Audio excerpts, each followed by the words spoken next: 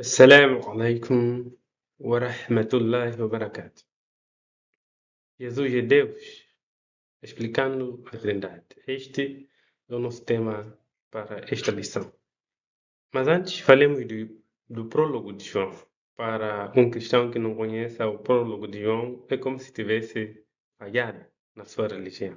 O prólogo de João é bastante conhecido entre os cristãos. Tanto é que é a partir deste prólogo de João que os cristãos justificam a divindade de Jesus.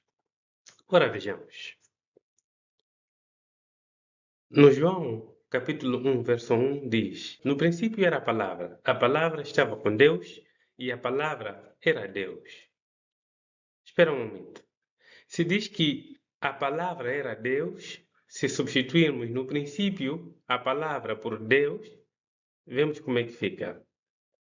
No princípio era o Deus e o Deus estava com Deus.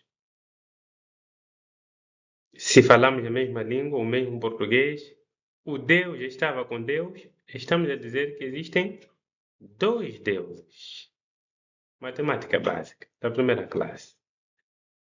Um Deus está com outro Deus, dá dois deuses. Se não percebeu isso antes, é porque está muito envolvido, ou estava muito envolvido no assunto. Ainda o verso 2, ele nos traz mais alguma coisa. Nos traz mais algum subsídio.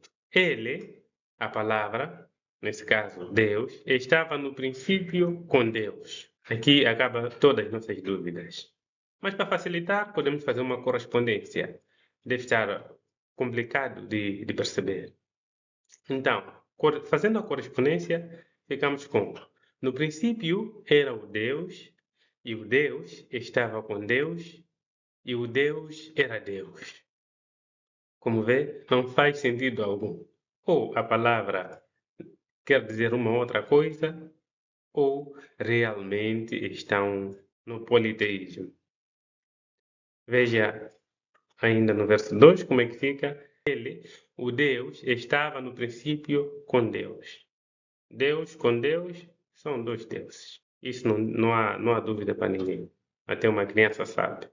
Eu sei que pegam várias notas verdes ou ainda digitais, mas devem conhecer esta moeda aqui, de um metical.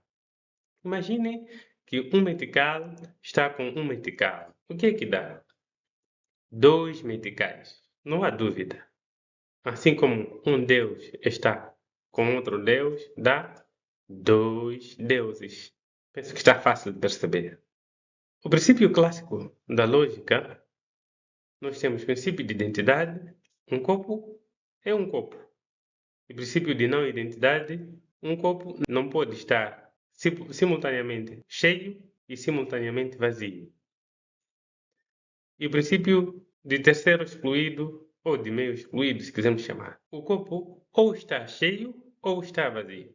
Estes três são os princípios clássicos da lógica. O cão é um animal, quer dizer, o cão, a natureza dele é animal. O boi, igualmente, é um animal, quer dizer que a natureza é animal. O cabrito também é um animal, quer dizer que tem a natureza animal. Quantas naturezas temos? Uma natureza. Quantos animais temos? Três animais, que eles todos são diferentes, certo? Como já responderam, são três animais. Vamos fazer uma analogia comparativa. O Pai é Deus, quer dizer, o Pai tem natureza divina. O Filho é Deus, quer dizer, tem natureza divina. O Espírito Santo é Deus, também tem natureza divina. Quantas naturezas nós temos? Uma, que é natureza divina. Já, quantos deuses nós temos? Obviamente são três deuses. Ainda sobre o princípio clássico da lógica, avestruz não é peru e não é galinha.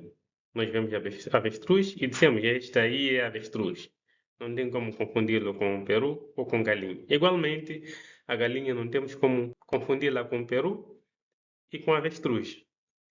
Da mesma forma, o peru não pode ser confundido com a galinha e com a avestruz. Esta é a aplicação básica do princípio de lógica clássica, que nos faz perceber que esses são 3 aves e não uma ave, certo? Eu sou humano, você aí que está a ver o vídeo também é humano ou humana. Quantos humanos somos? Somos 2 humanos e não um humano. Como é que nós podemos perceber este princípio, esta composição da avestruz, da diferenciação da avestruz, da galinha e do peru em forma de diagrama? Fica assim. Acho que muitos já devem estar a ver esse diagrama, já devem ter visto um similar a este. Obviamente que aqui temos 3 aves distintas entre si e não uma ave que ela mesma é distinta consigo mesma. Não faz sentido, não faz lógica alguma. Então, olhamos ainda nessa aplicação, espero que tenha aprendido ali. O Pai não é o Filho e não é o Espírito Santo, e por sua vez o Filho não é o Pai e nem é o Espírito Santo. Por sua vez, o Espírito Santo não é o Pai e também não é o Filho. Aplicando o princípio de lógica clássica, percebe-se que são 3 deuses distintos entre si. Um não é igual ao outro. Já deve ter visto esse diagrama, que se usa para dizer que é um Deus em 3 pessoas. Ora, não faz sentido algum. Mas se não percebeu antes, deve ser porque está muito envolvido, ou estava muito envolvido. Então, o que é o politeísmo? É a crença na existência de múltiplos deuses, com personalidades, poderes e funções distintas. Exemplo: o Pai tem a autoridade suprema, o Filho é mediador entre Deus e os homens, o Espírito Santo, o que guia e fortalece. Como característica, nós vemos que tem diversidade de divindades, tipo, cada um é responsável por um aspecto específico, como nós vimos antes. Tem um panteão organizado que são agrupados em famílias ou em hierarquia, por exemplo. Sempre se menciona Pai, Filho e Espírito Santo, não Filho, Pai e Espírito Santo, ou Espírito Santo, Filho e Pai. Não, tem uma hierarquia organizada, não pode estragar essa hierarquia. Então, a existência dessa hierarquia é mais uma característica do politeísmo. Culto variado. Nem todos os deuses são adorados igualmente. Por exemplo, eu não vou adorar o Espírito Santo. Não, porque ele tem uma função específica no slide passado. Qual é a função específica? Fortalecer e por aí em diante. Então, esta diferenciação dá vazão a politeísmo. Se não percebeu antes, é porque estava muito envolvido. Esta é a lição de hoje. Wassalamu alaikum wa rahmatullahi wa barakatuh.